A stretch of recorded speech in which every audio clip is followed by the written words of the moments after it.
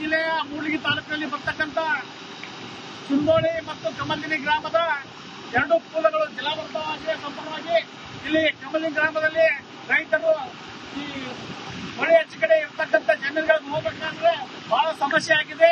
ಜನಗಳಿಗೆ ಮೇವು ತರಬೇಕಾದ್ರೆ ಬಹಳ ಸಮಸ್ಯೆ ಆಗಿದೆ. ಪ್ರತಿ ವರ್ಷ ಇದೇ ತರ ನದಿಯು ಒಂದು ಪೂಲಗಳನ್ನ ಕಟ್ ಮಾಡಿ ಒಂದು ಜನರಿಗೆ ರೈತರಿಗೆ ತೊಂದರೆ ಮಾಡ್ತಕ್ಕಂಥ ವಿಷಯ ಆಗಿದೆ. ಸರ್ಕಾರದವರು ಈ ಒಂದು ಪೂಲನ್ನು ಮೇಲ್ದರ್ಜೆಗೆ ಏರಿಸಬೇಕಂತ ಗ್ರಾಮಸ್ಥರ ವತಿಯಿಂದ ಮತ್ತು ಜಯ ಕರ್ನಾಟಕ ಜನಪರ ವೇದಿಕೆಯಿಂದ ಇವತ್ತು ನಾವು ಒತ್ತಾಯವನ್ನ ಮಾಡ್ತಾ ಇದ್ದೀವಿ. ಪ್ರತಿ ವರ್ಷ ಇವತ್ತು ನೋಡಬಹುದು ಇಲ್ಲಿ ಕರೆಂಟ್ ರೈತರ ಪಂಪ್ ಸೆಟ್ಗಳು ಮುಳುಗಿವೆ. ಈಗ ನೀರು ಬಿಡ್ತಕ್ಕಂಥ ಮುನ್ಸೂಚನೆ ಸಹ ಕೊಡ್ತಾ ಇಲ್ಲ. ರೈತರಿಗೆ ನೀರು ಬಿಡುವ ಮುನ್ಸೂಚನೆ ಸಹ ಕೊಡಬೇಕು. ಇವತ್ತು ಬೆಳಗಾವಿ ಜಿಲ್ಲೆಯ